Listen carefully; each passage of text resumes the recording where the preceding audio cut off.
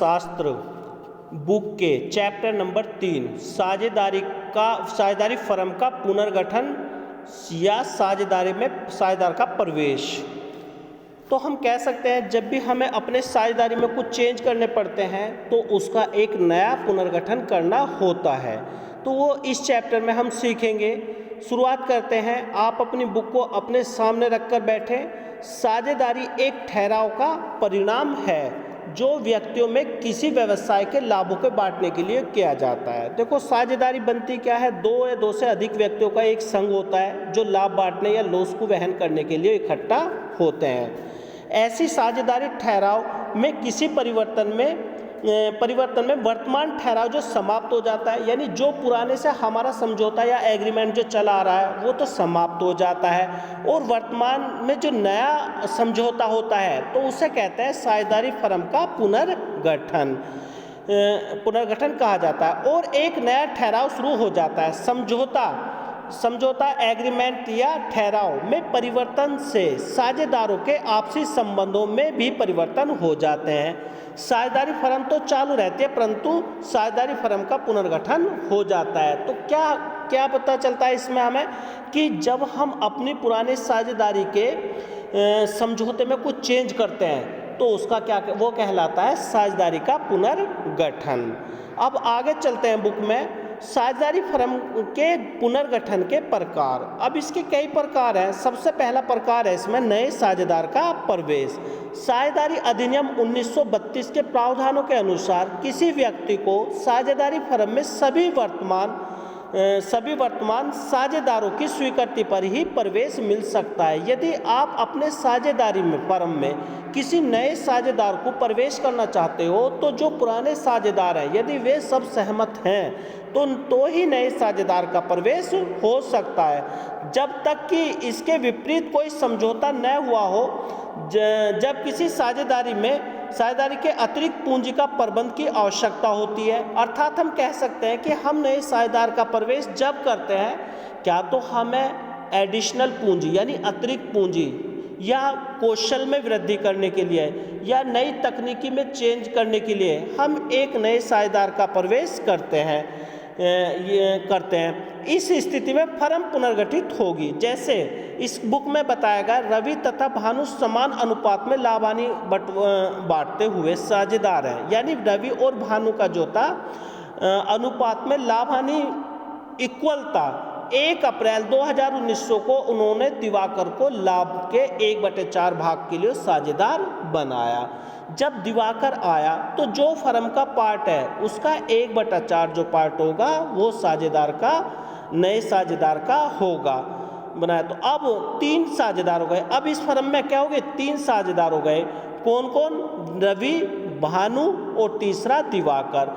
जब एक नया साझेदार आता है तो उसके साझेदारी के रेशो में यानी कि उसके लाभों के वितरण में भी परिवर्तन होता है। आगे चलते हैं बुक में। वर्तमान साझेदारी के लाभ विभाजन अनुपात में परिवर्तन।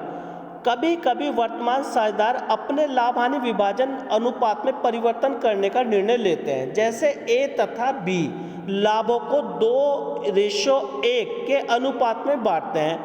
उन्होंने निर्णय किया कि वह भविष्य में 3:1 के अनुपात में लाभ हानि बांटेंगे। यह फर्म का पुनर्गठन कहलाएगा। अर्थात हम कह सकते हैं, एक बार फिर रिमाइंडर कर रहा हूँ कि साझेदारी फर्म का पुनर्गठन तब होता है जब आप अपनी साझेदारी में कुछ नया चेंज करना चाहते हैं, या तो नए साझेदार का प्रवेश करना चाहते हैं या अपने पुराने अनुपात में परिवर्तन करना चाहते हैं। तो जो भी आप चेंज करोगे तो यह साझेदारी फर्म का पुनर्गठन कहलाएगा। दूसरे नंबर पर इन्होंने बताया वर्तमान साझेदार का अवकाश ग्रहण। यदि कोई साझेदार फर्म से अवकाश ग्रहण यानी फर्म को छोड़कर जाता है या अवकाश ग्रहण करता है तब भी दूसरी कंडीशन में आता है वर्तमान साझेदार का अवकाश ग्रहण। इसमें आगे पढ़ते हैं किसी साझेदार की अस्वस्थ होने, अस्वस्थ यानी बीमार होने, अधिक आयु यानी ओवर एज होने के, या रुचि में परिवर्तन के कारण, व्यवसाय से सेवानिवृत्ति या अवकाश ग्रहण लेने से फर्म का पुनर्गठन हो जाता है। जैसे इस बुक में बताया गया, भास्कर, दिनेश और दिनकर फर्म में 1:2:3 के साझेदार हैं। दिनकर 31 मार्च 2019 को फर्म के से अवकाश ग्रहण करता है, तो यह फर्म का पुनर्गठन है। तीसरा पॉइंट इन्होंने बताया है साझेदार की मृत्यु।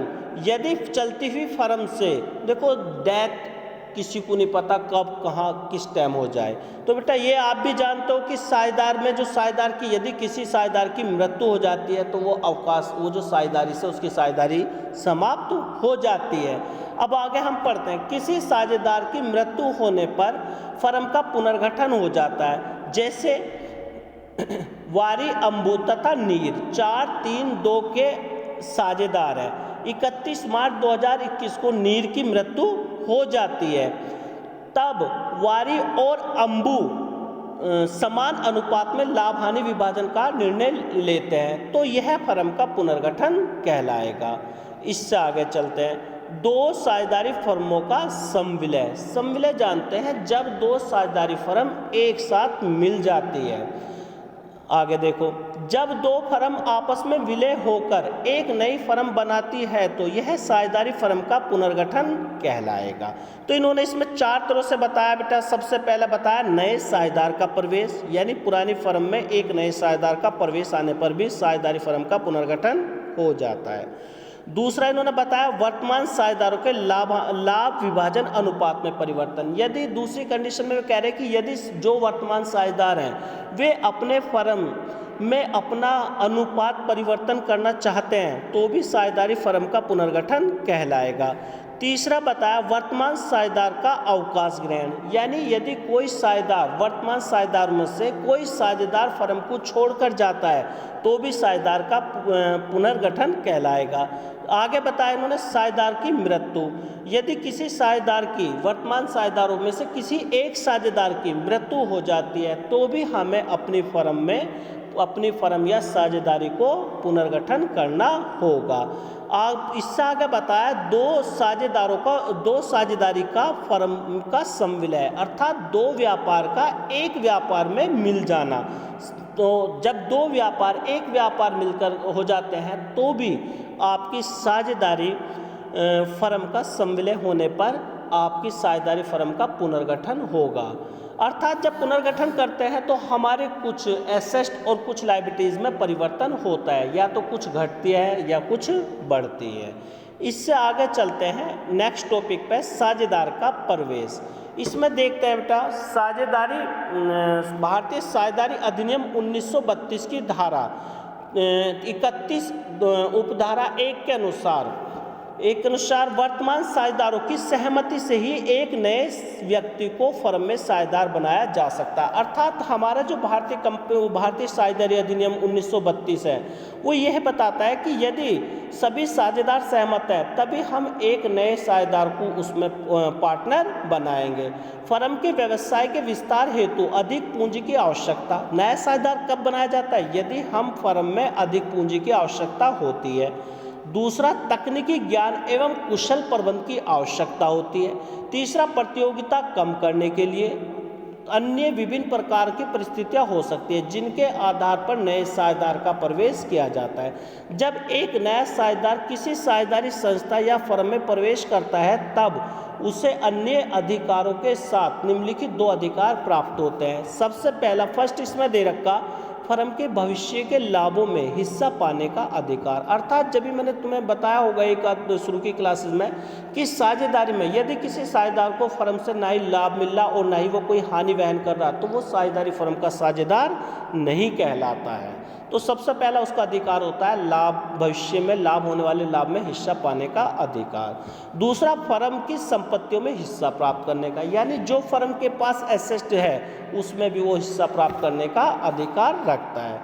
आगे चलते हैं। नए साझेदार को फर्म के भविष्य के लाभों में जो हिस्सा प्राप्त होता है उसे फर्म के किसी एक साझेदार अथवा सभी साझेदारों द्वारा अपने भाग में से किए गए त्याग के बराबर होता है। अर्थात किसी पुरानी फर्म में पुराने 2 साझेदार हैं और वे बराबर का अनुपात रखते हैं, और एक नया साझेदार आने पर उसका जो है उन पुराने साझेदारों को अपना कुछ हिस्सा नए साझेदार के पक्ष में त्यागना होता है।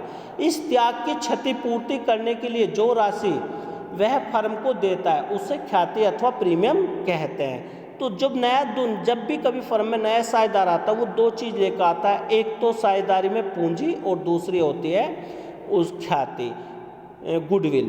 फर्म की संपत्तियों पर स्वामित्व प्राप्त करने के लिए उसे जो राशि देनी पड़ती है वह उसकी पूंजी कहलाती है। नए साझेदार के प्रवेश के समय निम्नलिखित बिंदुओं पर विचार किया जाता है। नया लाभ हानि विभाजन का अनुपात, यानी जब भी कोई नया साझेदार होगा तो हमें एक नया लाभ हानि अनुपात ज्ञात करना होगा।